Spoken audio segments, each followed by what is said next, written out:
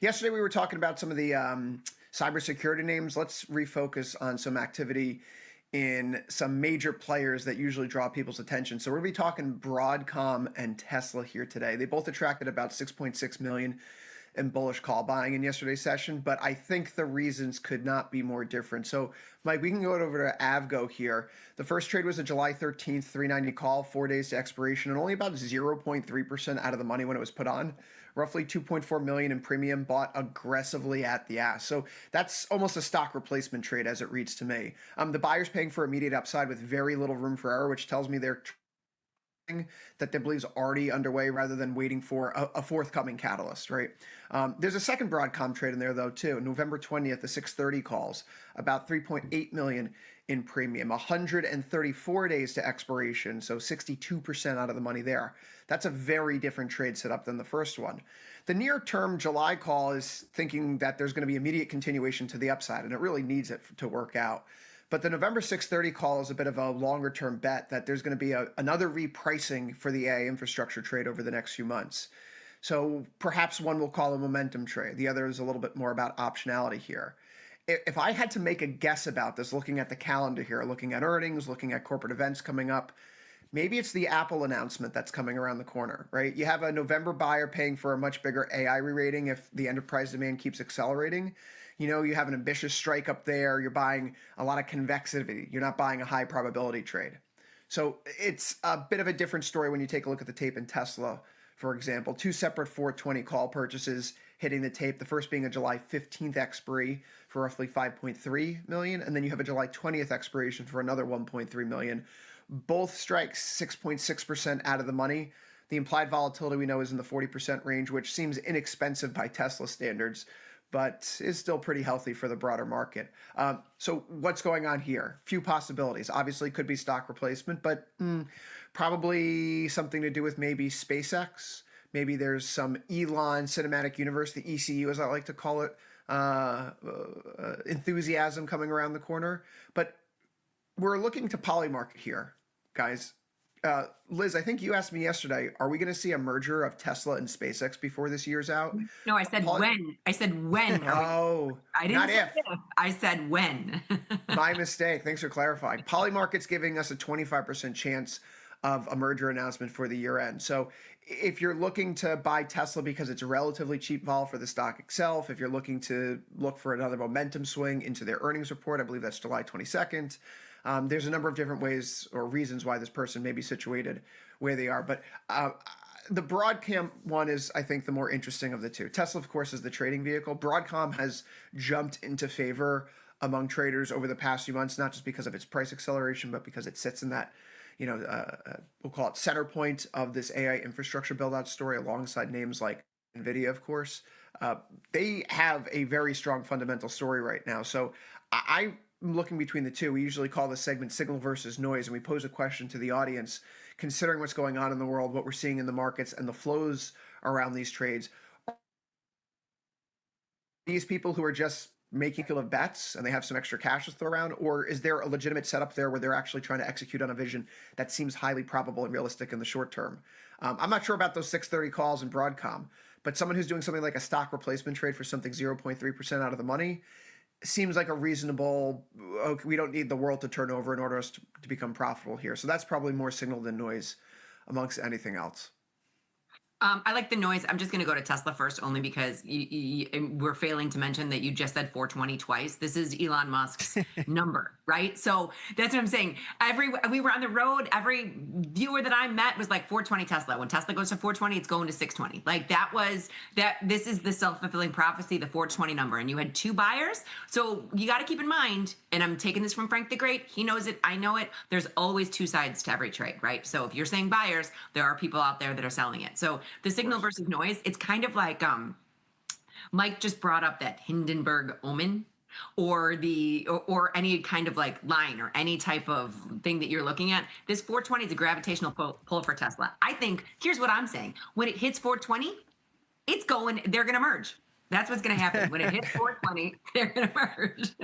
That would be the most ridiculous thing I've ever heard. If it was a 420.69 merger, that would be the Elon. That would literally be the Elon price point. And yeah, Yeah, right when you said I 420, hate Chris, the I said the simulation. exact same thing. I was like, oh my God, why this strike? Are you kidding me?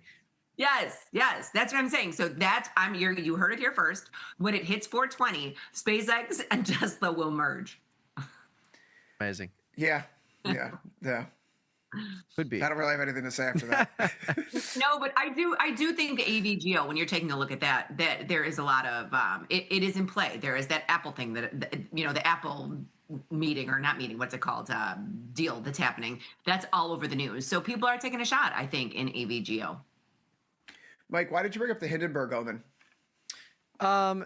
I just love it so much. No, we do that kind of stuff on the options math check. So we look at these kind of interesting calls, and then we look at the implied volatility and the price points of these calls. Like we've done it for gold and SPX, and like especially during the war, people were like, "We're going to 7,700 in SPX in 6 months." Then we look at the probabilities, and it was like a 3% probability. But here we are at almost 7,700. So. Yep. It's always just interesting to put some numbers behind the narrative or the calls that we see online and elsewhere. But what do you think of the Hindenburg Omen? You know, Chris has some thoughts. I can see our macroeconomist brain turning. I think any of these technical signals on their own are meaningless. It's important to think about the context, of course, in which they're occurring, and then maybe even manipulating the data a little bit here. So and it's just not there's people are going to say there's 11 Hindenburg Omen signals this year so far. What has historically been a better indicator is when you see 2 Hindenburg signals occur within a single month, within 21 trading days of each other. That has just happened.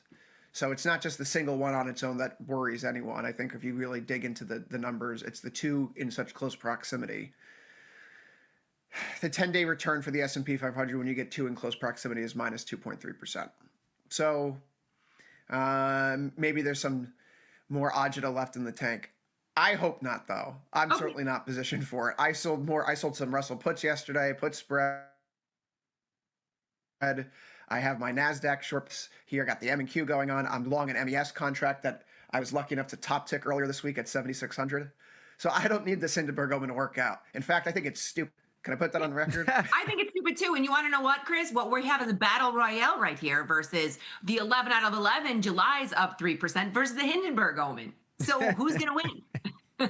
Well, isn't this the perfect bear trap now, right? Let me tell you a story. July's 11 for 11, and now it's the worst start for July in 30 years, and we just got 2 Hindenburg Omens, and the bears are here licking their little chops. And the bulls, they've been, demoralized, and it's a perfect time. We get to the SK Hynix IP. Folks, I have a water heater to pay for, okay? And the roots are still growing every second. Did you tell Mike your plan? He knows enough about it. He's going to blow up his yard. Yeah, that sounds about right. I told him his burn it out. house has so many Black Swan events. I can't even believe it. Yeah. You guys should come. Help me. We'll sell tickets. We can do it live from the front yard. Oh my. Live. You would be surprised at how many people would like to watch this. Speaking of selling tickets, did you see the guy who couldn't sell his house for whatever reason in Europe? And instead of selling it and trying to get one person to sell it, he created 500,000 raffle tickets that he sold for $40 a piece. And that basically got him enough capital to sell his house for what he wanted. And someone won the raffle and basically bought his house for €40. Incredible. Ingenious. That's genius. So keep that in your back pocket. If there's ever an issue of selling your house, just be like, hey, it's raffle time, baby. That's an ingenious move. That guy gets a gold star. That's so good. That's pretty good. But yeah, we agreed with the Hindenburg Omen. We said, until the vol futures change, I'm not too worried about anything. And it's July now, so we must go higher. Yeah. And then listen, if you look back at these charts for when these clustering of 2 Hindenburg Omens appear within a month of each other, you have occurrences that are like late 2005, early 2006, late 2013, mid 2015, 2017. And none of those bear markets ever came to fruition, right? You have Hindenburg Omens with the clustering appearing right before the 2008 financial crisis meltdown. You have one appearing in January 2020, right before COVID happens. So if you were to just clip off like the extremes here, and we were looking at the median outcomes, the median outcome for the S&P 500 a month out is negative 0.1%, where the average drawdown is 3.5. The average move lower is 2.3% drawdown. Okay, Chris, did I hear you right? There was unless there's a crash. Unless there's a crash, these really don't mean anything. So wait, did I hear you right? There was only one before each crash, not the two that are close together, right?